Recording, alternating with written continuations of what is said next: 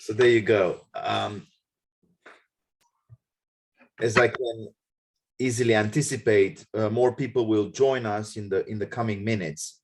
But since we want to be always on time, let me start by thanking you all for joining again this session, which is typically scheduled for every Monday evening around 7:30 p.m. That's Bucharest time. We might consider changing the hour because of the new summertime, which is kicking in. But so far, so good. Let me just say that we have finished our transatlantic tour, and we've done a few presentations of my last book about Jesus at Nicaea in Phoenix, as you know, Dallas, as well as in Seattle, Portland, and Vancouver. That happened 2 weeks ago, and now we have finished covering a few important cities in Transylvania, Oradea, that is Turda, Cluj, and Târgu Mureș. So in the light of this wonderful experience, let me just go back to our great interest and passion for Fyodor Mikhailovich Dostoevsky. As you all know, last time we have discussed a very important topic, that is the psychology of the key leader of the movement, of the nihilist socialist movement in Dostoevsky's Demons. And so we spoke about Stavrogin or Stavrogin. Now we shall talk about the disciple of this interesting figure, not before an attempt on my behalf to remind you of the context. So Dostoevsky wrote the book in 1871 in a very, very difficult time for Russia. Under the rule of Alexander II, you might know that he was the first Tsar to implement a few reforms which were very much needed in Russia at that time. So he abolished serfdom throughout the empire. He brought in a few military reforms, a new penal code, but also he encouraged as many people as possible to join the public schools.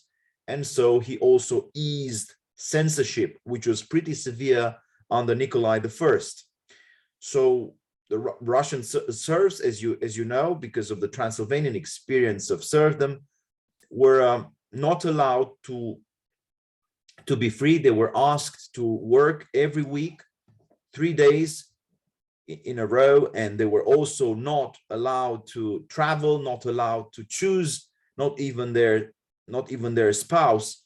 So in the light of this horrific experience, which very much traumatized the young Dostoevsky, we see this novel being written, as I said, right after, 10 years after the Emancipation Manifesto, which was read to the simple serfs, to the peasants of Russia in 1861.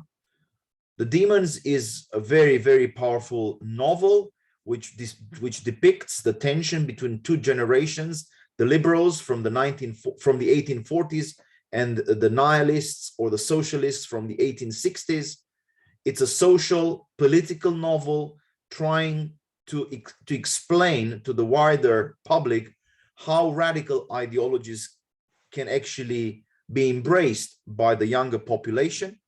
And in this story, which is set up in a small town, we see a group of people emerging with some very strong, powerful, extraordinary ideas, a mixture of Marxism, anarchism, socialism, and, as you shall see, nihilism. Last time we have discussed the ideas of Stavrogin or Stavrogin. This time we want to look closely at the figure of Verhovensky Jr., Piotr or Pierre, as he is described in the novel. I have the novel in front of me here. Here is the English edition, Demons, the last version, a beautiful one, wonderfully rendered in English by two great translators, Richard Pevier and Larissa Volokonsky. They, I think, also have translated works from the writings of Chekhov as well as Tolstoy. Now, as you probably remember, Dostoevsky himself was personally shocked when he found out about this interesting revolutionary character, Sergei Nechayev, who committed a murder out of his own political convictions. He decided to kill the theology student Ivan Ivanov, and that really shocked not just the inhabitants of Petersburg, but the whole Russia. Whole of Russia was shocked by the existence of a new generation of revolutionary terrorists who were able to, as I said, kill in the name of a political utopia. So you see this tension between, I would say, the soft, gradual reforms promoted by the liberals on the one hand, and the radical ideas promoted by the atheists and the socialists of Dostoevsky's time. Now, when we speak about psychology, we tend to understand the word. You know, psychology is really that discipline, that science, if you want, that art of looking into the soul of various people, the attempt to understand how human desire functions, how, you know, human motivation operates, and so on and so forth. But the study of ideology is more, I think, challenging, because ideologies are truly a kind of modern product.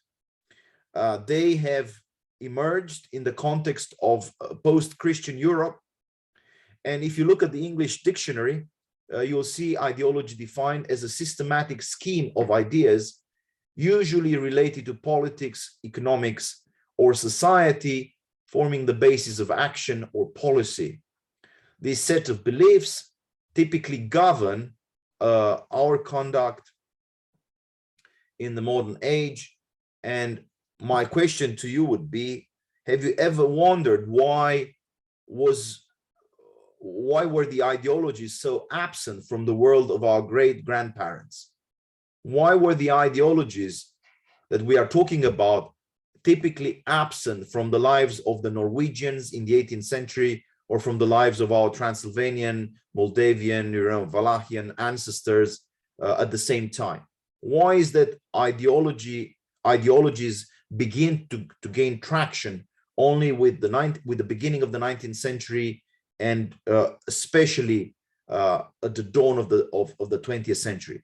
Why are the ideologies so powerful, so attractive, to the point that Dostoevsky himself feels compelled to look closely at the birth of new ideologies in 19th century Russia? So an ideology is a set of beliefs, but not traditional beliefs. In my understanding, there is a difference between traditional Christianity or traditional religion, which typically uses the language of poetry, or sometimes narratives, in opposition to the language which is claimed to be scientific, the language used by the modern ideologues. So there is a stark contrast between traditional Christianity or traditional religion on the one hand, and modern ideologies on the other hand. And I tend to think that a major difference lies in, as I said, the jargon and the language which is used.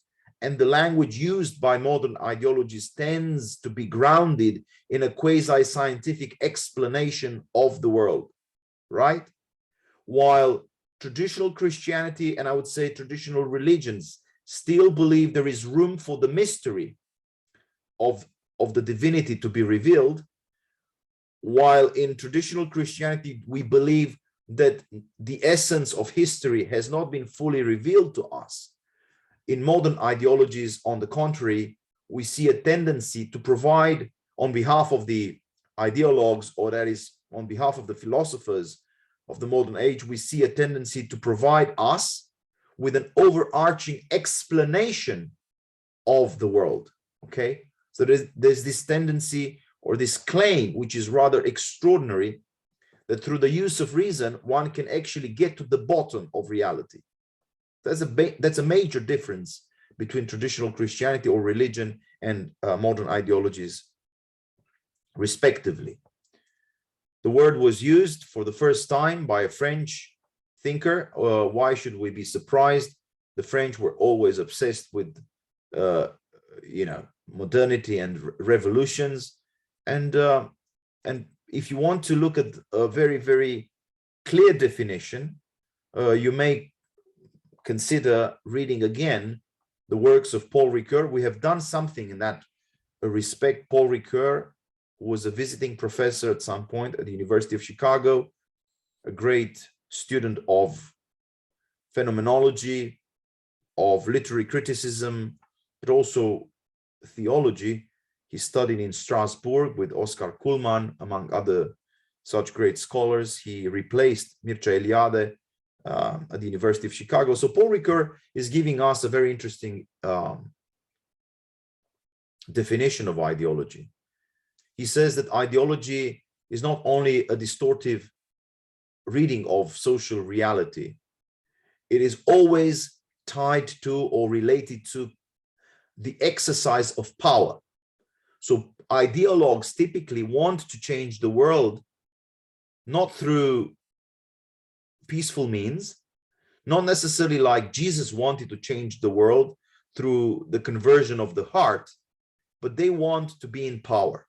Okay, so in that respect, ideology in our modern age, day and age, is tainted with violence.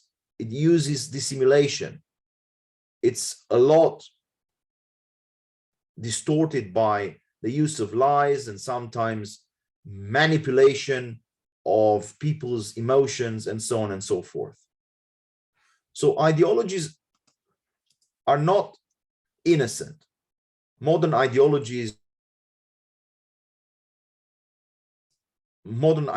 are interested in building a system of belief for the sake of gaining, as I said, of gaining power. That is political power. Okay. So even the use of scientific investigations is being subordinated to this greater cause, the promotion of a specific political goal is more important than the promotion of just the scientific Darwinian, perhaps, explanation of the evolution of man and so on and so forth. So ideologies, modern ideologies, provide political movements, political parties with legitimacy, with a sense of authority. They speak in quasi-authoritarian terms. They claim to be able to offer a greater sense of social integration for the people who feel alienated. Ideologies sometimes claim to offer a solution for people who are in need, that is an economic solution to the problem of poverty. Ideologies pretend to be, as I said, overarching discourses which explain pretty much the human condition in all its aspects. So there is a kind of totalitarian claim when it comes to modern ideologies. A very few ideologies refrain from explaining the world as it is. So in that sense, modern ideologies are reductive or reductionists, okay? And a great Polish writer and thinker who spent much of his time studying Marxism, but also other modern political ideologies in Oxford, Leszek Kolakowski, who passed away in 2009, this great historian of ideas who produced the classical work on Marxism called Main Currents of Marxism, says that Marxist ideology in particular this time was the greatest fantasy of the 20th century. People can believe in a dream. They have this power to invest a certain speech with a kind of productive and performative, should I say, function. So you have a dream, you think of a better world, say a world in which equality can actually triumph and flourish, and since you invest that dream with all your energy, all your power, you become enamored, you fall in love with your own sort of speech, with your own kind of dream, and you begin to perpetuate the dream that is the lie, the foundational lie of your ideology. You spread it all over the world, and you still believe, just because you are in love with it, that that's the most important thing you can do in your life. And this happened to lots of people, including literary people, including poets, including writers. Think of Jean-Paul Sartre here, think of the Romanian Panaiti Strati, think of so many individuals who really thought that the dream of a perfect society is something noble in and of itself. And so that dream, that utopia can justify any means. So we are now getting at the heart of the problem, but of course we are trying to look at Dostoevsky through the lenses of different thinkers, such as I said, Ricoeur, Kolakowski, and I think the final author we are going to discuss very briefly, rather, is Eric Voegelin. I mean, to be honest with you, he was a Lutheran. He was a great thinker. He spent much of his time studying the Hitlerian movement in Nazi Germany, studying various theological schools, and he went to America and he produced a wide range of essays and scholarly articles about the modern political religions. Eric Voegelin is a very, very critical author when it comes to the study of modern ideologies. Again, he sees any modern ideology as part of this frantic promotion of political activism. Okay? Now, we all know that it would be so easy for me and for you, for a smart guy, you know, to spend an evening like this trying to understand the world is so much harder than for all of us being part of a kind of crazy, you know, revolutionary movement. It's so much more difficult to think than just to sort of give speeches and exploit people's weaknesses and especially people's ignorance. But modern ideologies do just that. Okay, so the great political leaders of the 20th century, they knew for sure that people are ignorant. When it comes to like basic lessons of political economy, if you would just go, and I think I speak to you right now, I think of our time and age, if you would just go right now and ask 10 friends of yours, what is your explanation for the existence of inflation? How do you account, how do you explain the fact that we are losing 10% of our income because of the inflation? People would not know what the answer is. I mean, very few people would know, like, what is the answer for this inflation, right? And because of this general ignorance which characterizes the human condition, some very manipulative and exploitative individuals, politicians, and as I said, activists, can produce explanatory systems of belief which would somehow satisfy the general need for an explanation. Okay, despite the fact that that explanation is false, people will still be happy to be given an explanation which is false, of course, rather than no explanation. Okay, so ideologies can actually use foundational lies, can misrepresent the human condition, the economic realities of the world. This is what Marx did. Okay, he did misrepresent the economic situation of England in the 19th century, and by doing so, while speaking to some ignorance from Russia, he of course could gain traction. Marxism, in particular for Voegelin, is a narrow belief that economic conditions could explain virtually everything in, for instance, not just the socio-political world, I would say, but also in the world of arts, music, literature. So this is an extraordinary statement, that since you know something or a little bit or some elements which constitute the human condition and its economic aspect, the idea that you can actually draw some conclusions about the role of culture is just extraordinary. So we're now going back to Voegelin, and we look at the way in which he's explaining the rise of modern ideologies. He says that all ideologies at some point try to mimic or subvert Christianity, so they are always in a kind of polemical contest with Christianity.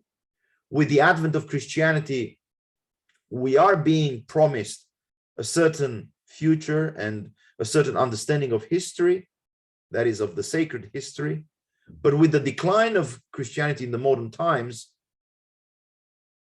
after the Reformation, in particular, after the Enlightenment, we see the rise of modern scientism, the uses and the abuses of science. And of course, in this new context, which is created by the death of God, as Nietzsche put it, we can see a new desire for, as I said, explanatory systems of belief.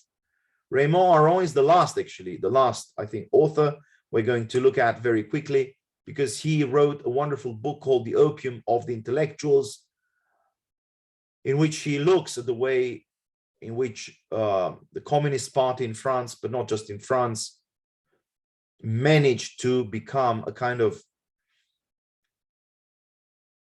a quasi-church, a secular church, justifying the atrocities, the oppression, and the intolerance manifested by various communist parties across the world, in the same way that the Catholic Church justified, for instance, the existence of the Inquisition. Okay?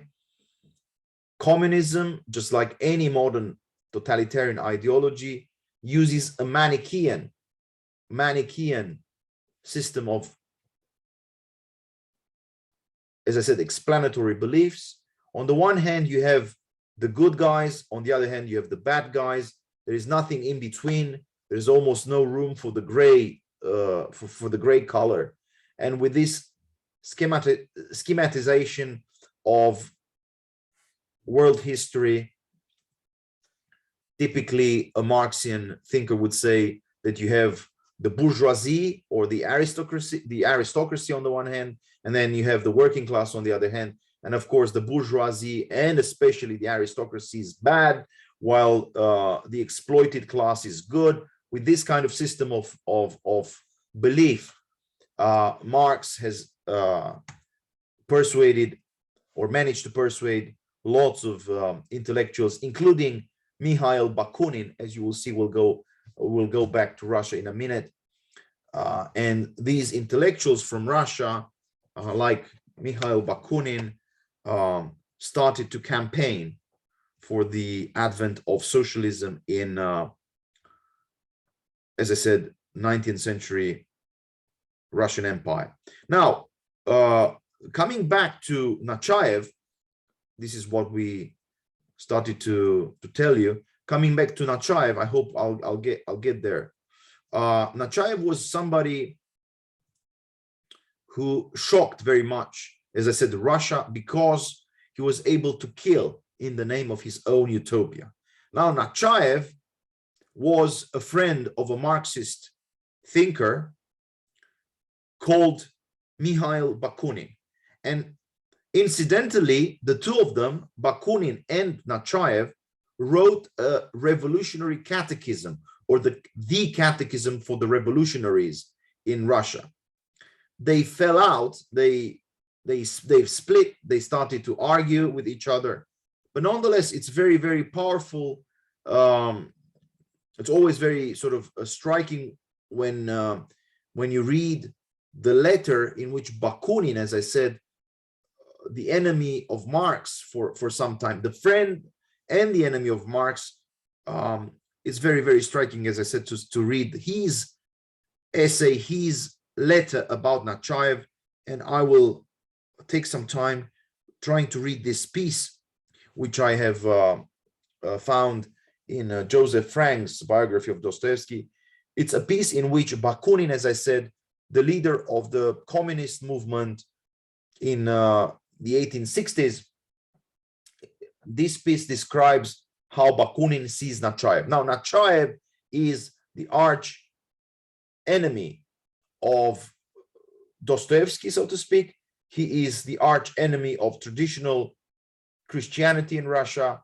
Nechayev is basically the future Lenin, or the alter ego of Verkhovensky, the disciple of Stavrogin. What does Bakunin have to say about Nechayev? Well, we find out that he was a devoted fanatic, a very dangerous fanatic, whose alliance cannot be but harmful for everybody. He was somebody who put together the tactics of Machiavelli and the system of the Jesuits, violence as the body, falsehood as the soul. Now, we find out, we can easily find out in this email, in this letter by Bakunin, that Nechayev was always ready to deceive all of the other members of the communist or Bolshevik movement, to compromise them, to rob them, and even if need be, to get rid of them. So Nechayev was a great conspirator. He was able to spy on you, to try to gain possession of all your secrets, and in your absence, he was able, while being alone in your room, in your private room, we are talking about Nechayev, the model for Vladimir Lenin, he was always ready to open all of Bakunin's drawers, read all the secret correspondence. Basically, he was having no scruples, so to speak, and always interested in discord, gossip, and intrigue. If your friend has a wife, a daughter, he will try to seduce them, to make them pregnant, in order to tear them away from official morality and to throw them into a forced revolutionary protest against society. He has, that is Nechayev, has betrayed the confidence of us all. He has stolen our letters, compromised us terribly. In a word, he behaved like a villain. His only excuse is his fanaticism. He is terribly ambitious without knowing it, because he has ended, and please pay attention, Nechayev has ended by identifying the cause of the revolution with that of himself. Okay, so we have a very interesting protest, or description of a religion of protest. The secular religion of Nechayev being, as I said, fed with lies, and also always ready to abuse the confidence of its followers, to use treacheries against which it is all the more difficult to guard oneself, because one hardly suspects their possibility. Nechayev has an immense energy, particularly because he, as I said, identified the cause of the revolution with that of himself. So this is the world in which we are being drawn by reading the novel.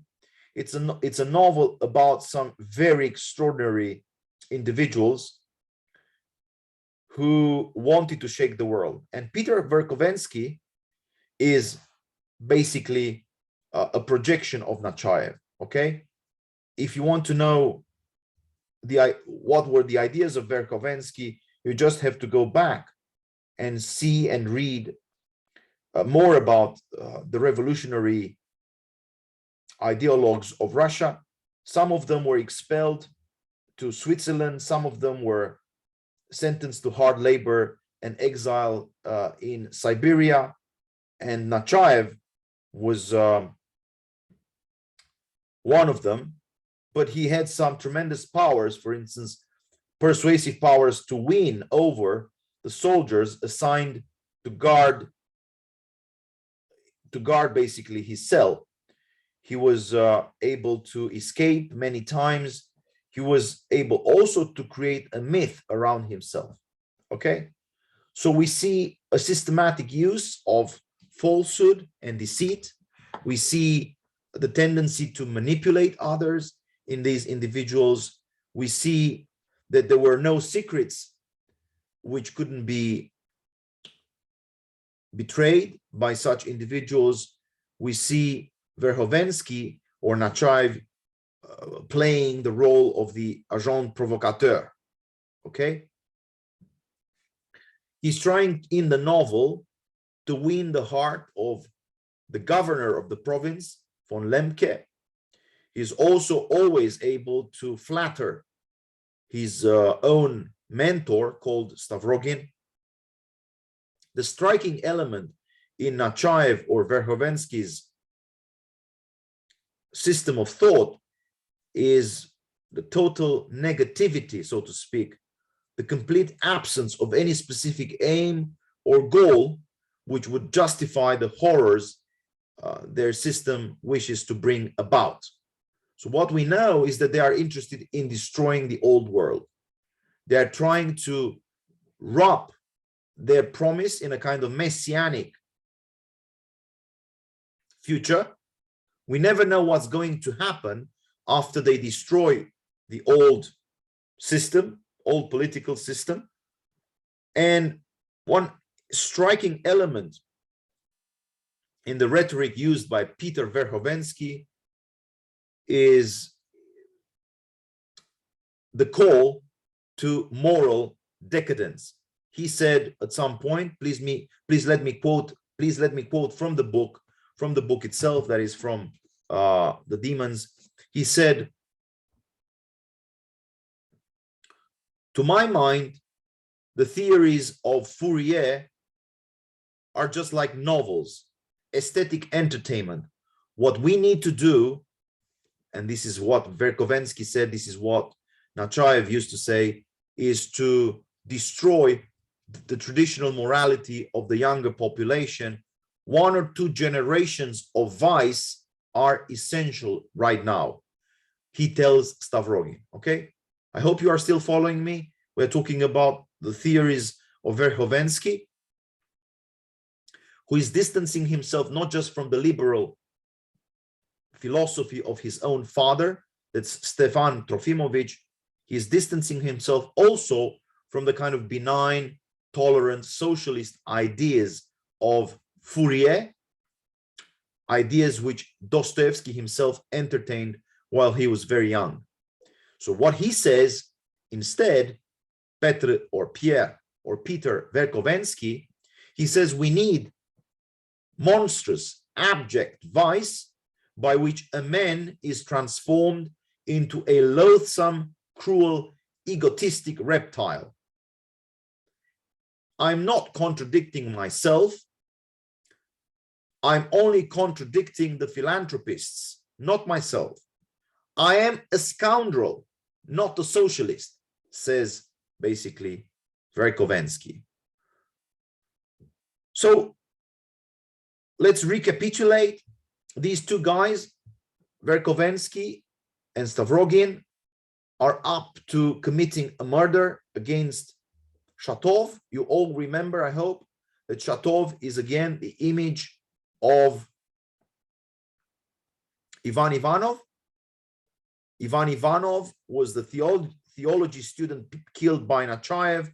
In the novel, in the book, Shatov used to be a socialist, and he is now basically being killed, targeted by these two monstrous figures, Stavrogin and Verhovensky, for the only reason that Shatov changed his mind and betrayed the socialist cause. Okay, so you see Verhovensky acting, Stavrogin thinking about various ways in which they could suppress Shatov's life. They could basically annihilate him. Why do you think it's necessary to use violence while organizing this cabal, while organizing this new secret society, providing the youth with new ideas in the name of democracy and equality? Why do you think, beyond vanity and curiosity, we see these guys, especially Stavrogin, and as I said, Verkhovensky Jr. being willing to kill. Well, with the help of Estera, I have found something very interesting.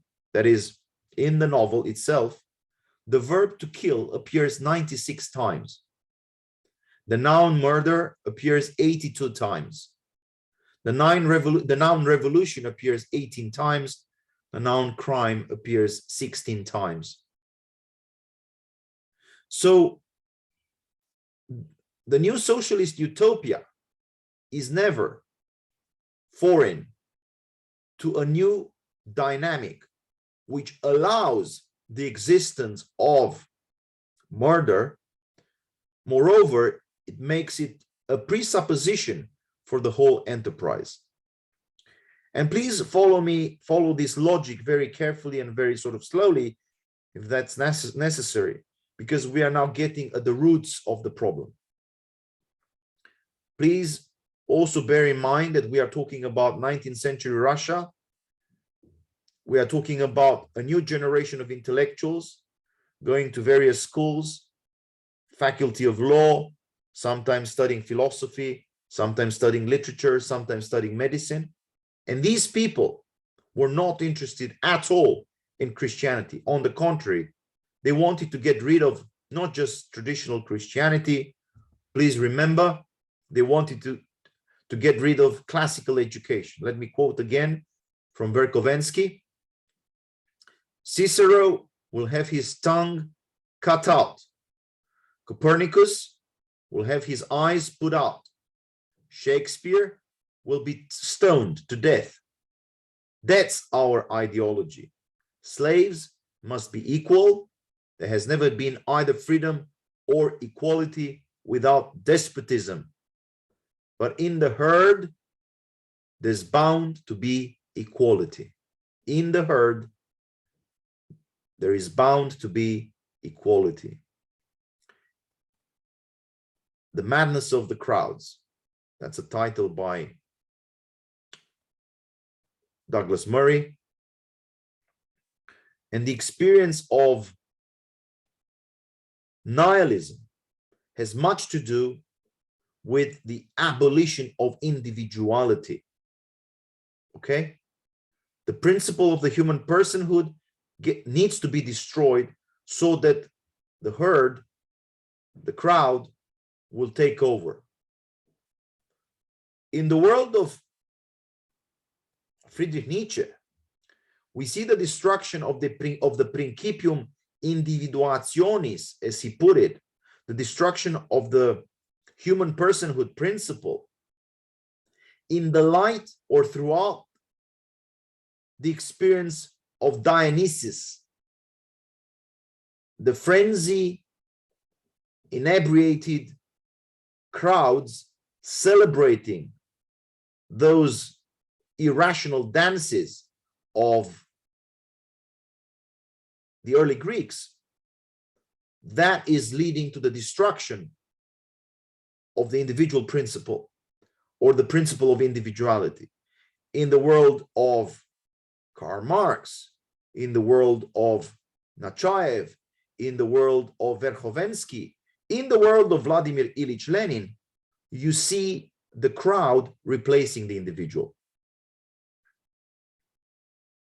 So that's why even today we see a lot of people speaking in the name of a minority group, in the name of a certain movement, but rarely they speak on their behalf.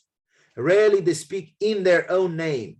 They speak always trying to gain some legitimacy, trying to gain some respect.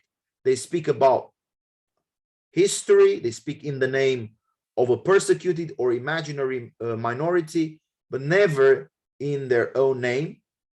And this is, I think, very telling. This is the key element for us in terms of trying to understand the socialist logic.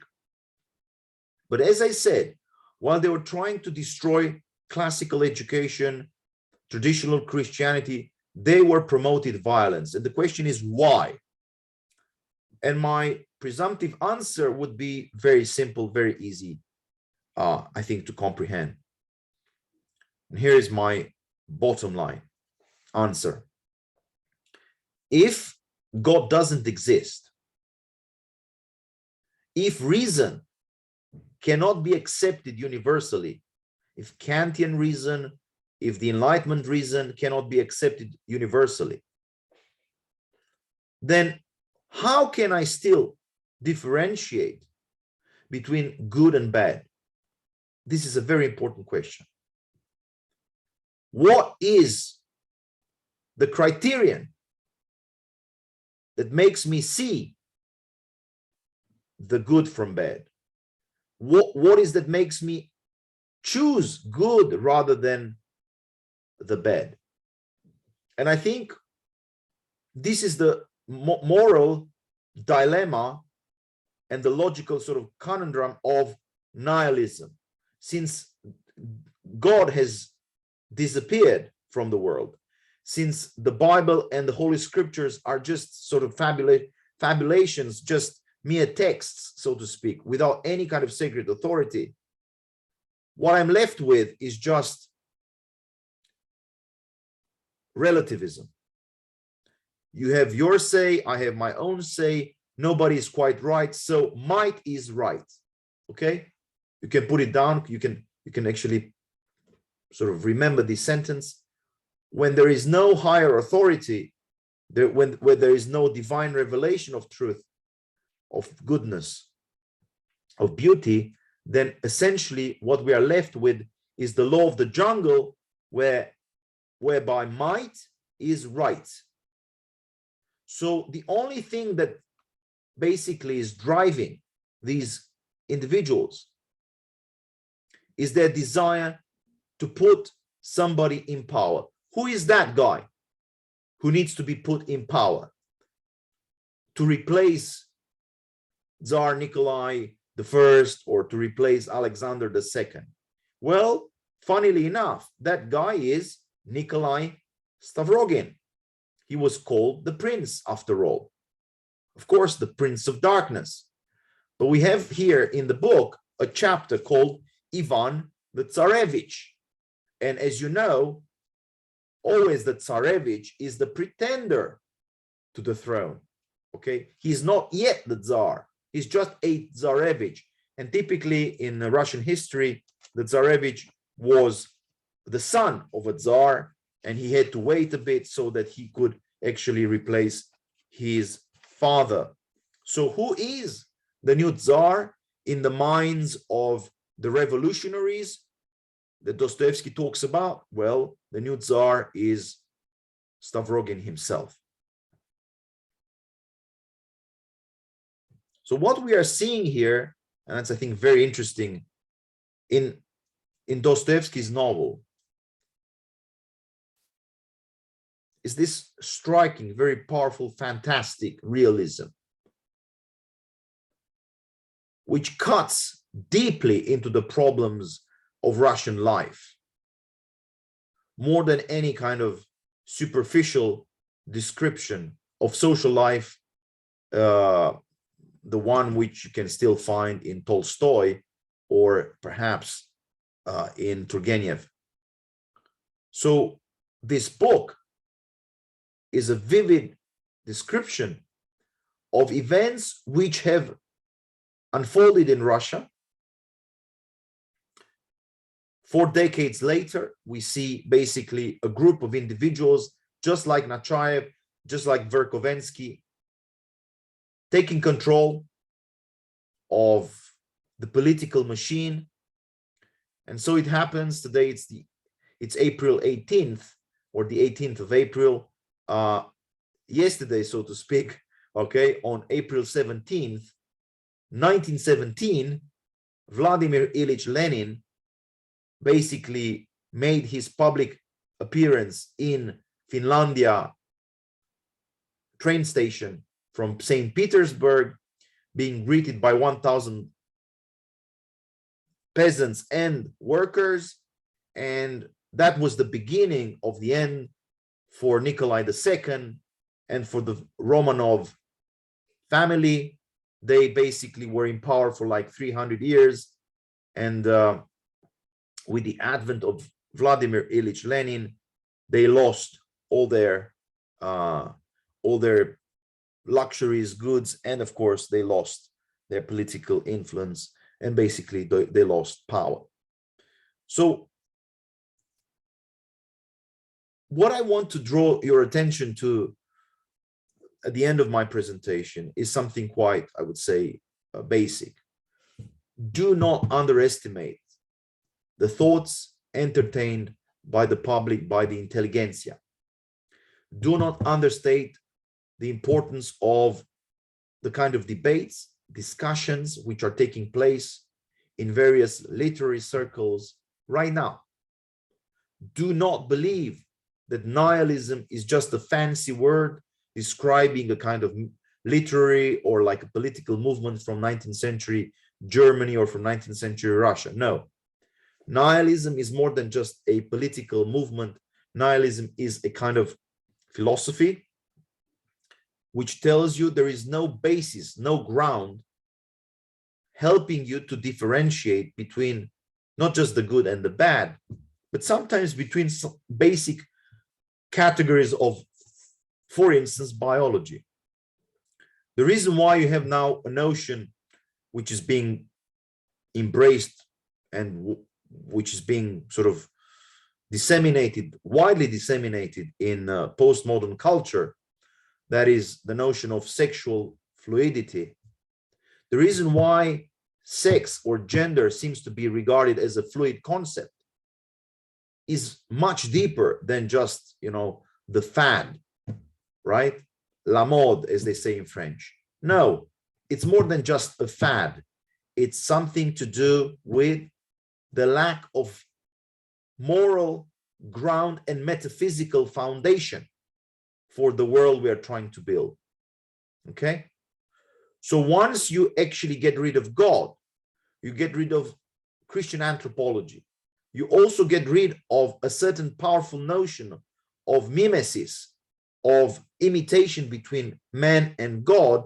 There was always a relationship, and the definition for a good life was typically imitatio Christi. If you wanted to live a good life, a life full of blessings, a life full of happiness, a life full of honor, dignity, and even rationality, you would try to imitate the best human person ever existed on earth.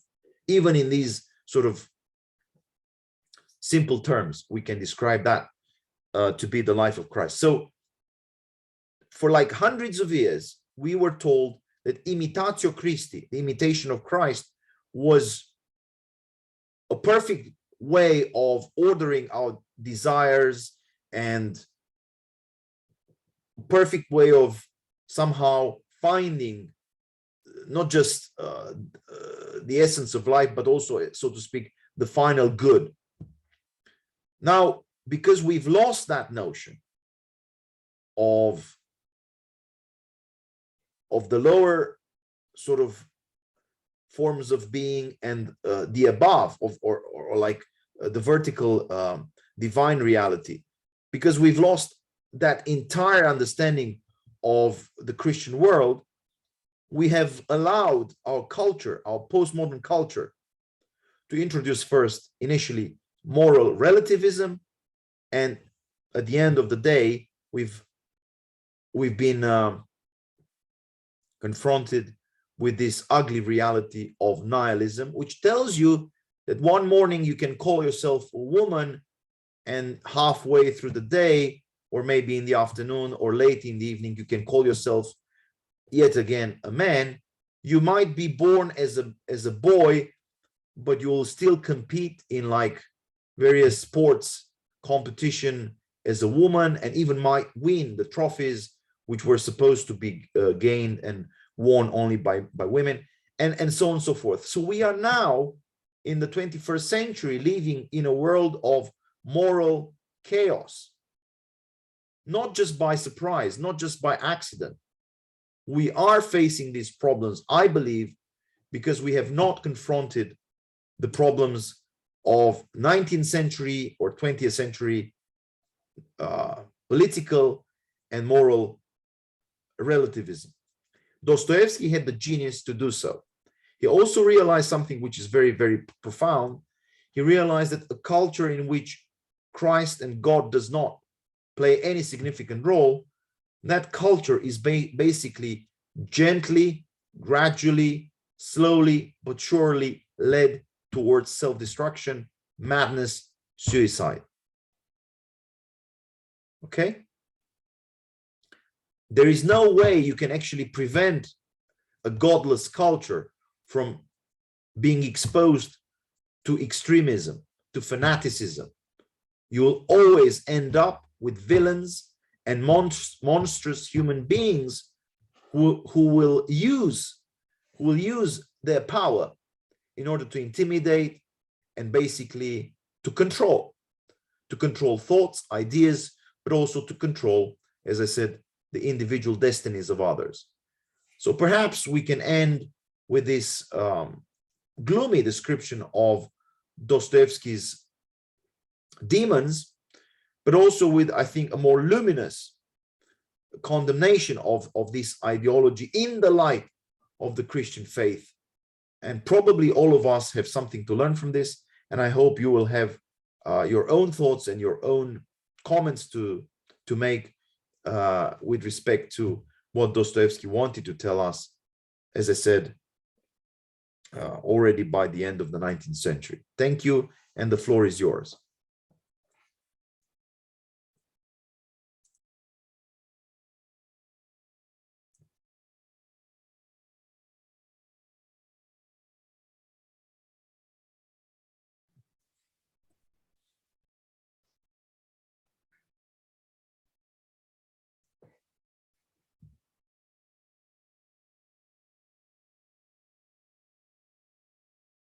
Anka?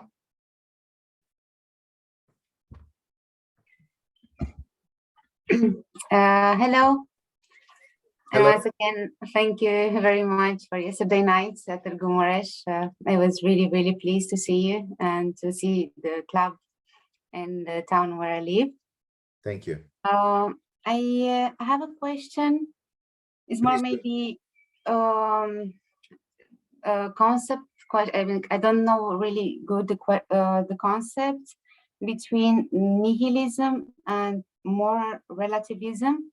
I'm not sure if from moral relativism we are now in the nihilism, or maybe it's myself that I was too young and I heard about relativism and it was not Christianism, and now I'm pretty confused about these terms, because I'm a little bit sure that relativism is not good for the Christianity, because there's true when we speak about Christianity, but now I cannot put nihilism in the context between relativism, Christianity, and nihilism. And I don't know where to put nihilism actually.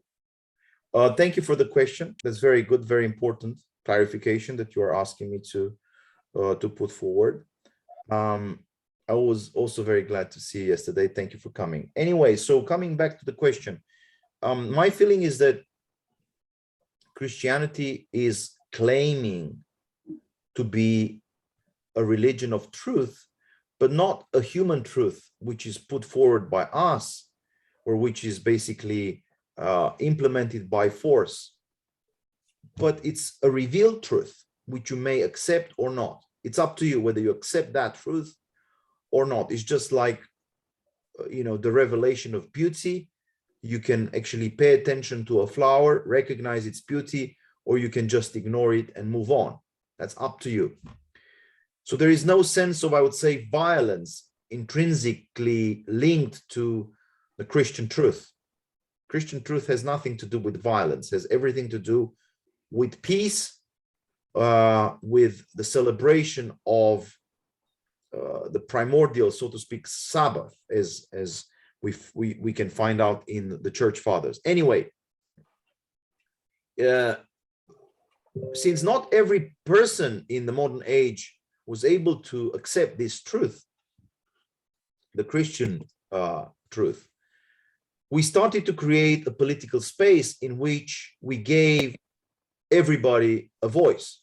We allowed every tradition, every political sort of movement to flourish in its own right, and we've used various constitutional sort of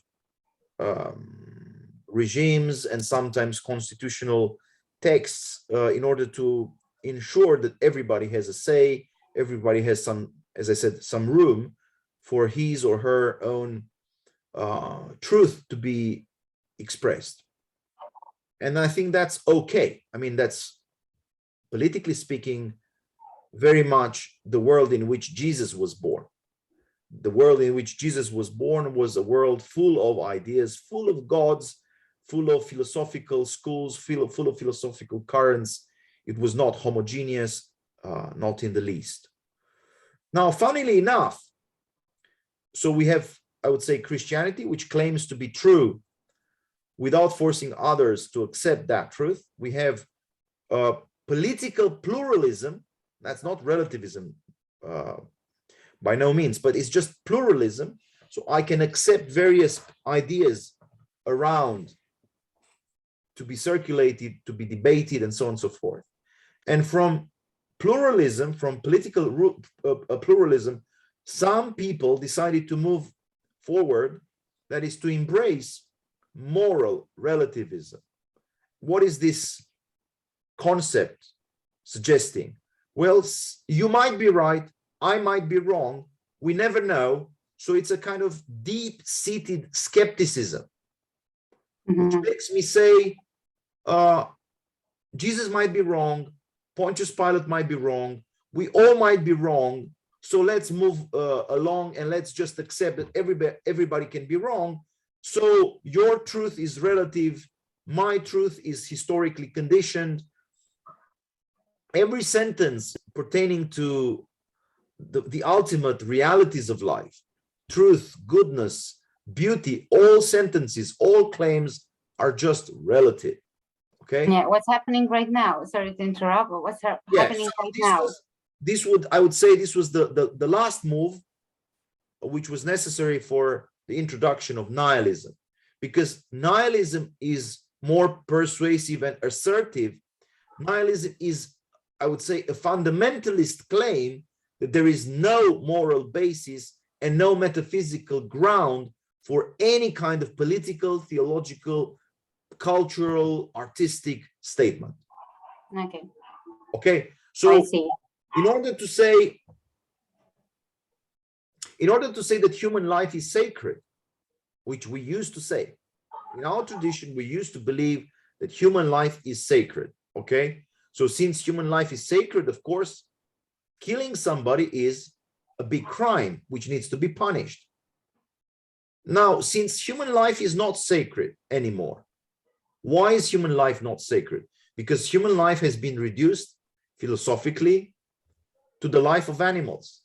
We are basically, in Darwinian terms, just a very special type of species. We're just like animals, of course, endowed with some, like with a sophisticated brain, with some special sort of tools, but we are still just a species. And since we are just animals, who are we to decide that, we should be allowed to flourish while, I don't know, the pigs should be slaughtered? Yeah. Or like, other animals can be hunted in the forest. Who are we to say that, hunters are allowed to hunt while we humans should have our lives protected? So you begin having these nihilists claiming that there is no ground whatsoever for banning the destruction of human life, or like the human tissue. When we talk about the embryos, okay, we talk about human life, right? But many people think that you can destroy the human embryos because they are just cells, a tissue. So this is nihilism through and through. Okay. But moreover, nihilism is also the presumption or the claim that there is no fundamental biological difference between men and women. Okay, and men and animals as well. I guess Sure. now For sure. yeah, I remember because I had a small fight with a friend when I became Christian, and I said that I'm Christian, and we both studied psychology, and she's in Texas right now. She's a PhD, and she said, "What? And do you think that animals are inferior than men? Like animals are not alike?" And I was like, yes, no, like animals are not human beings, and we are the creation of God. And she was like, no, I cannot keep discussion. And yeah, this might be nihilism as well. Let's let the Texan respond. We have people in Texas that may not be as well educated as they think they are. But anyway, this is a very interesting topic. I mean, obviously moral relativism. I have a question. I want to see if this makes, if you have an answer for this. And maybe it comes to the same point of animals and humans. But we have, do you see a discussion regarding moral relativism only in context or only in contrast to, let's say, Judeo-Christian moralism, Morality. Yeah. Oh, yeah, exactly. Yeah. Rather than we have many world religions, but it seems like it's purely set in contrast to Christianity rather than, say, Hinduism. Exactly. Which is, to me, it seems almost like a contrived concept, which was intended only to challenge Christianity rather than to challenge the concept of a concrete morality. In other words, they're not going to discuss morality in the context of Buddhism or Hinduism, but they want to talk about it in terms of what they believe is an abusive Christian system basically in Europe. Because it's so convenient to attack Christianity. Yeah.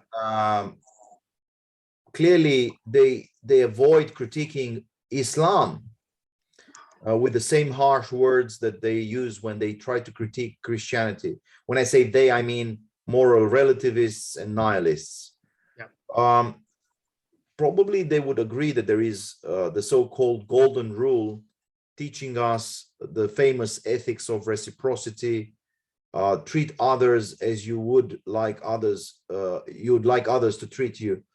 Treat others as you'd like others to treat you. That's a kind of basic principle which you can find in all religions.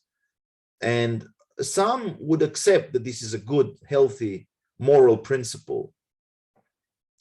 But clearly, when we talk about radical Marxists, radical ideologues, when we talk about BLM, when we talk about Antifa, when we talk about savage communists who still, I think,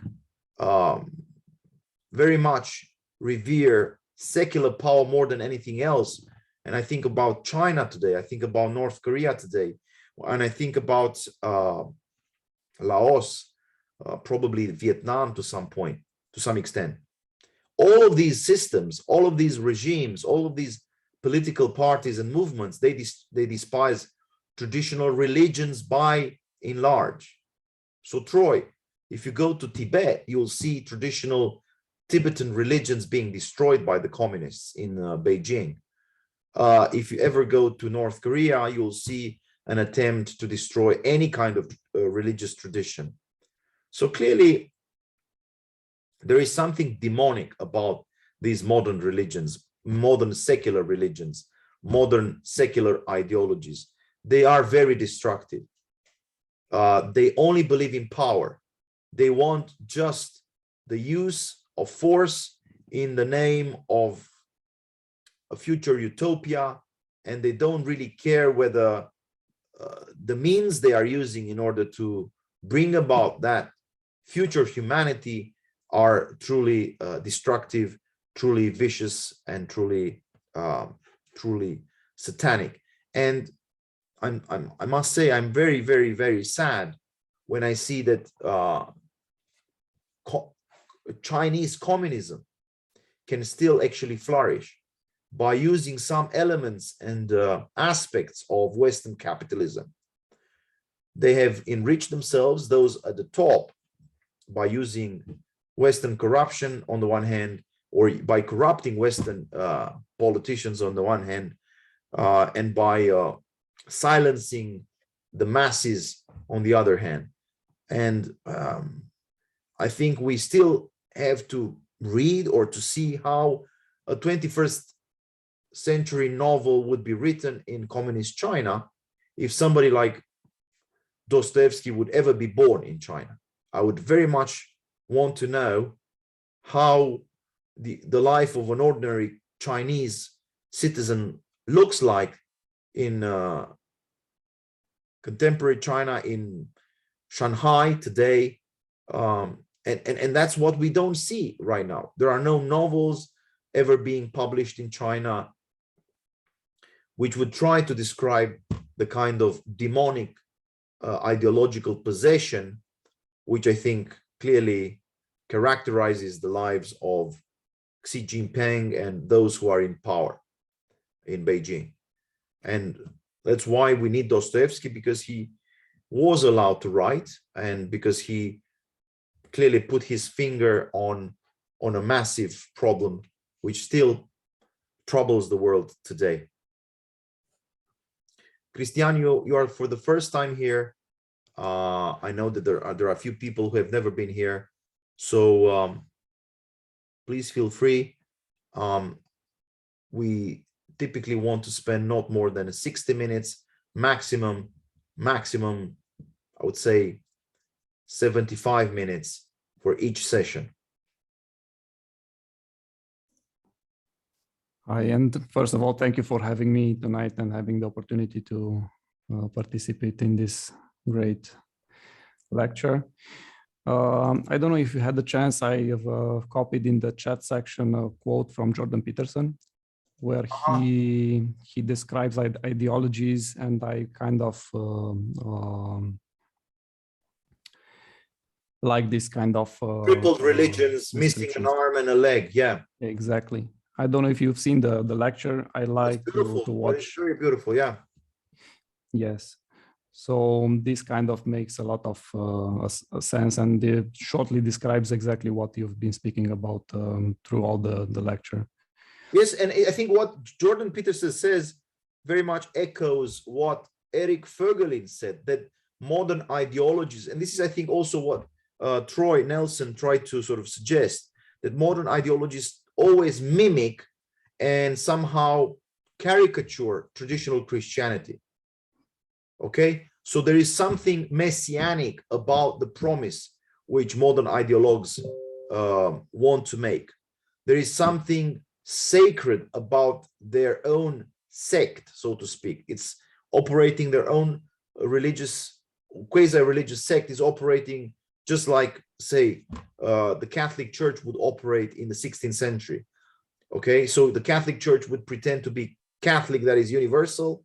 Okay, the Communist Party wanted to be international, globalist, universal. Okay, you had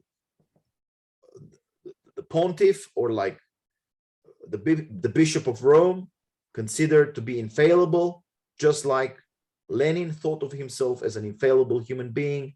Stalin thought of himself as an infallible human being. Okay, you had the monopoly of interpretation. Only Lenin knew how to interpret Marx. Only Stalin knew how to interpret the writings of Engels.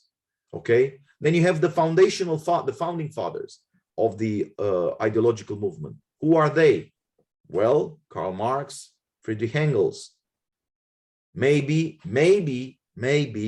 some others like Babeuf, maybe Robespierre, I don't know. But clearly there are like the foundational texts, the Communist Manifesto. Esther, I hope one day we will go back to the Communist Manifesto. We should read it again. And then you have the exegesis, okay? You have the interpretations provided by the official doctrine of the party, okay? Propaganda fide, so to speak. So there are some striking similarities between the way in which the religious body of the Catholic Church operated for some time and the way in which the Communist Party operated. Of course, with some big differences. One body thought it would enact the gospel of Jesus Christ. The other body, the political body of the Communist Party, thought they would put into action the revolutionary dream of the founding fathers. So some pretended to speak in the name of God, some pretended to speak in the name of history, okay? History with capital H. History with capital H replaces the divinity of the Christians, okay? Now, you'd have the sacrament of confessions. Initially, for the first 3 centuries, for the first 4 centuries in the early Christian church, the sacrament of confession was made in public. In the Communist Party, you'd have similar confessions being made by those who would, of course, have fallen short of the mark. So you had these trials, these public humiliations taking place all the time. The purges in Stalinist Russia, they were performed just like the famous auto da fe, the famous, how shall I call them, killings against Giordano Bruno and others. So, well, Raymond Aron is dead right when he talks about modern ideologies being, as I said, parasitic, just like in the words of Jordan Peterson, in direct relationship to Christianity. And in a sense, last time we've talked about this, Stavrogin is the Antichrist because he mimics Christ up to a point. He's beautiful. He is calm most of the time. He wants to speak about, the transformation of history and so on and so forth. But at the end, he reveals himself as somebody who is more of a demonic figure more than anything else. Hello, Maria. Maria from Seattle. Hi, everyone. Hi, Mihai. I'm so sorry I missed the presentation. No I am problem. looking forward to watch it later. I do have a question, although I didn't miss the presentation, but which character do you think is the most toxic and the most diabolic or demonized? The most toxic. Stavrogin. And The most Verkhovensky. So Stavrogin is the visionary figure, is the philosopher, so to speak. Stavrogin is the philosopher. The visionary, Verkhovensky is the doer, is the political activist, okay? So in a sense, Stavrogin is Karl Marx and Verkhovensky is Vladimir Ilyich Lenin. So Verkhovensky wants to bring about the revolution and to begin killing the enemies of the state, of the future state, and he's doing just that, while Stavrogin is just hinting and giving indications as to how one could get rid of Shatov, how one could get rid of any enemy of the state. And at the end, even Kirillov commits suicide. You have a series of murders and, of course, of suicides taking place in the novel. It's unbelievable. So please, whenever you go back to the book, okay, I have the book with me, please have in mind the historical aspect of the book. This is not just a fiction. This is not just a piece of fantastic realism. This is a prophetic book describing the most catastrophic event taking place in the 20th century. The Bolshevik Revolution of 1917 was very much anticipated by Dostoevsky. That was his genius. The problem is we are not done with the Bolsheviks. The Bolsheviks are still around in various forms. Sometimes the Bolsheviks use violence like in North Korea, but sometimes they use censorship and suppress the enemy, just like the woke cultural activists. So it's interesting, but I hope you'll find some striking similarities. Also, I would say the other aspect of the book, which is striking to me, is Dostoevsky's emphasis on the helplessness of the liberal, progressive doctrinaires, so to speak. So political liberalism cannot put a stop to the socialist nihilist destruction of the old regime. Okay, so this is Dostoevsky's stance. Only Christianity can actually say no to the destructive elements of any society, in particular to the destructive elements of the utopian activists and thinkers. And I must say, I thought for some time myself, I thought that, you know, speaking in the name of, you know, political pluralism, liberalism, you know, gradual reforms and so on and so forth could help us sort of resurrect our civil society and so on and so forth.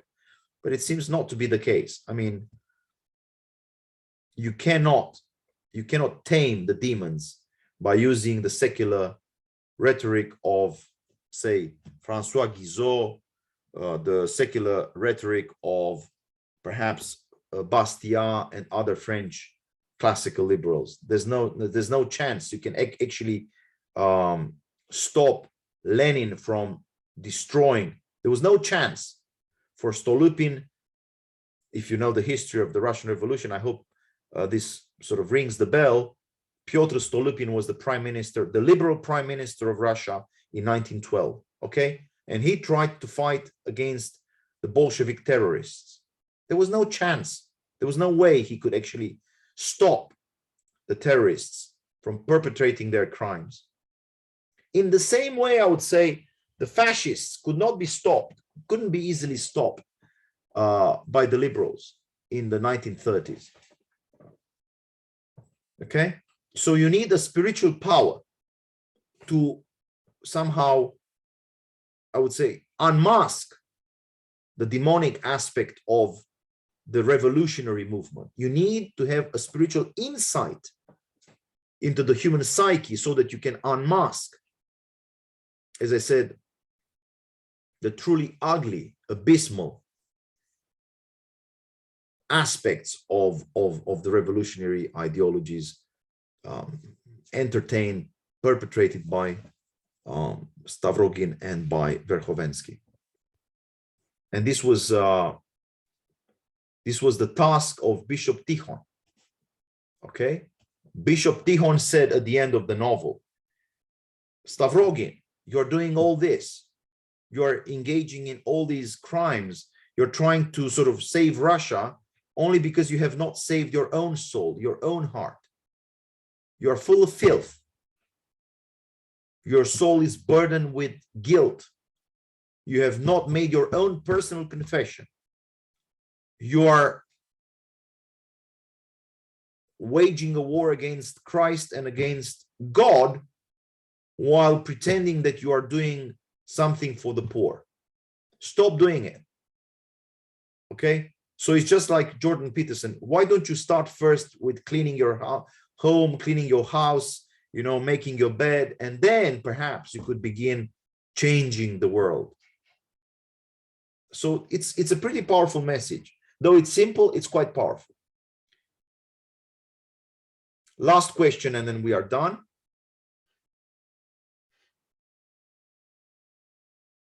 Guys, I must make this confession. Though it's not easy for you, it's not easy for me, I think it's still worth it. The exercise of speaking in English, the attempt to sort of always come back to the great writers and walk slowly through the great novels of either a Russian author or maybe I don't know, a Greek theologian or maybe an American, you know, spiritual writer. The whole effort we're trying to put into creating this community is worth it. And I thank you for that, and I appreciate your effort. And I should like especially to thank Esther for doing what she's doing every Monday.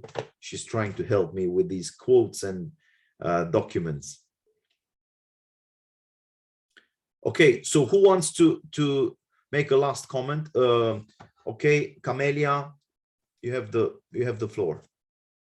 Thank you. Good evening. First of all, I want to thank you for this rich and wonderful discussion. I have a little comment. I think I hope it's relevant. I want to start with the statement from the book of Proverbs, which says that the fear of God is the beginning of knowledge. And it's obvious that the Occident really developed all sorts of knowledge because it was based on faith in God. So I think maybe if the Bible is true and the fear of God is the beginning of knowledge, any ideology which contradicts the Bible teachings will fail. Maybe that's why communism fails and failed, and any ideology will fail if contradicts the Bible teachings. Absolutely, but miserably. I mean, in a miserable way. There are ways in which you can fail, but this one is tragic. I mean, the failures of communism are truly shocking and tragic to this day.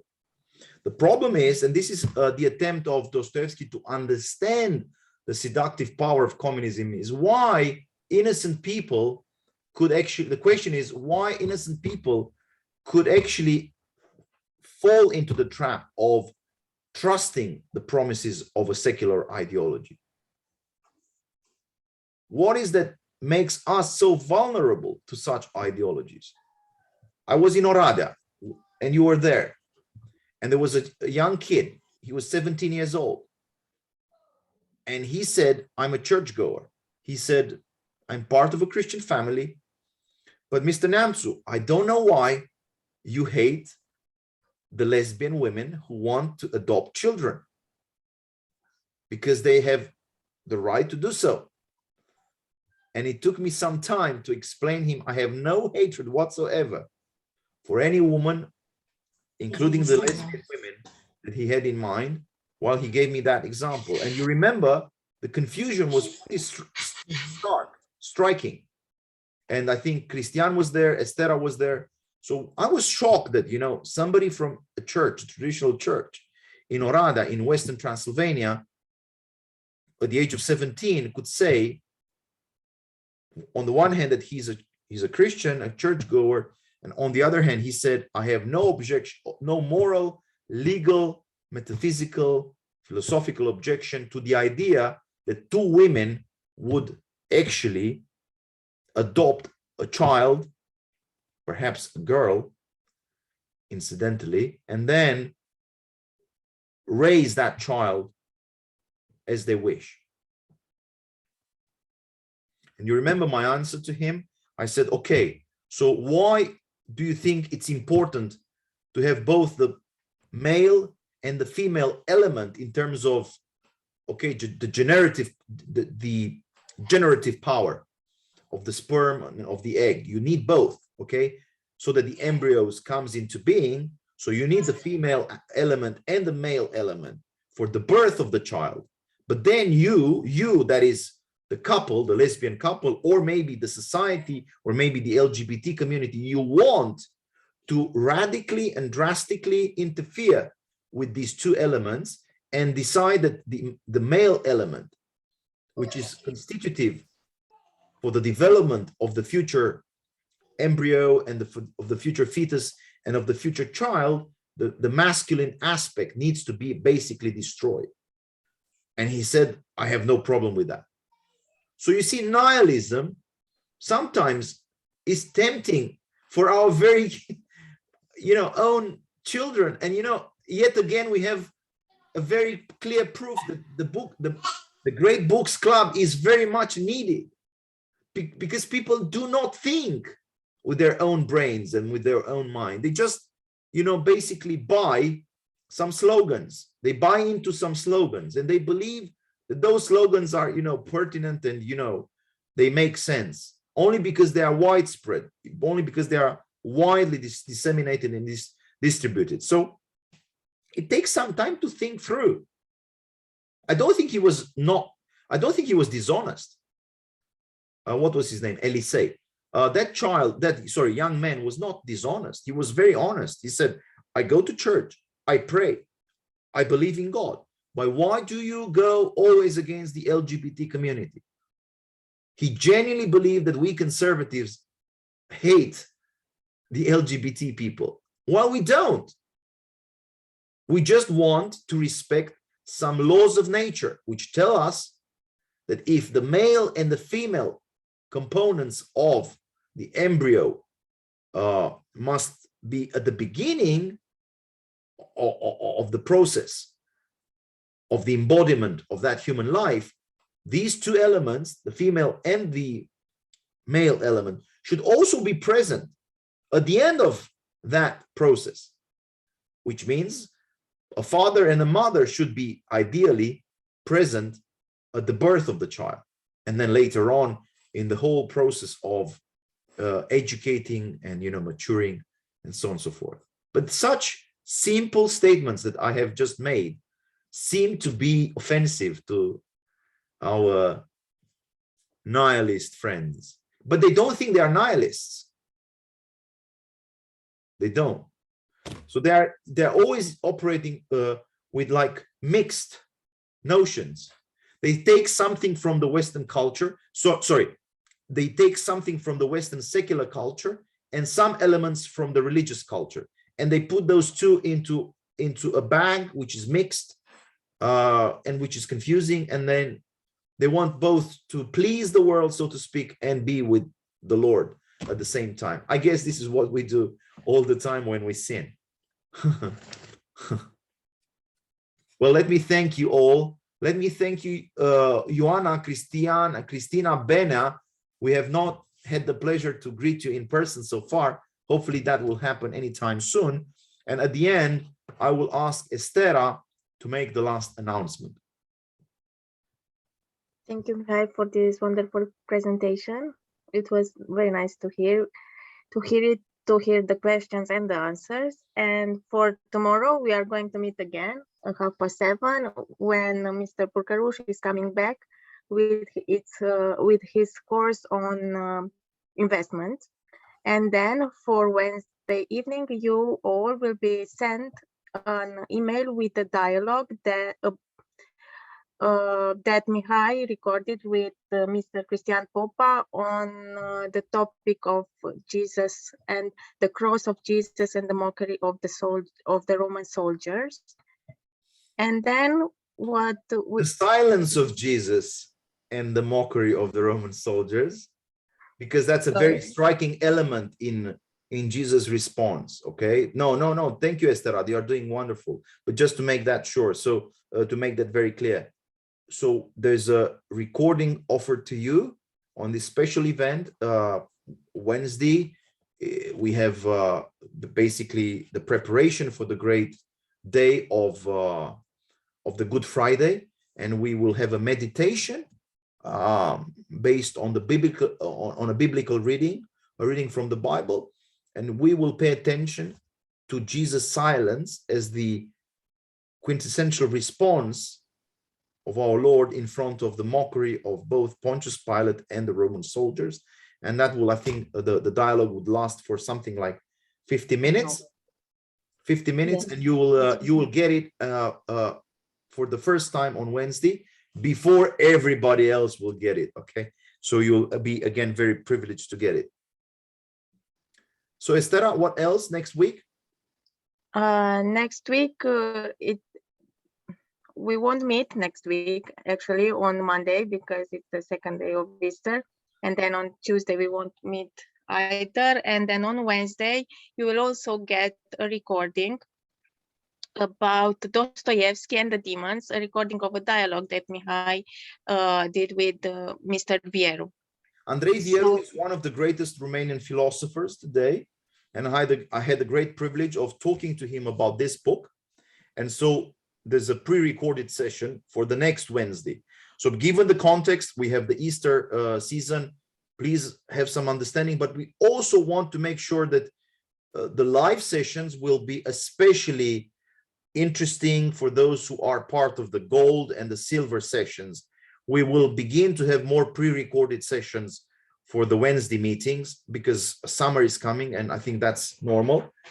And we want to encourage the dialogue with our guests, especially during the Monday and Tuesday meetings. But once again, more news will become apparent to you. We have some also audio recordings for you on Isaiah 53. I have done this with Luigi Bambulia. We have a very slow reading of Isaiah 53. This is an audio recording which will be made available to you, I believe, this week, and you will very much enjoy it.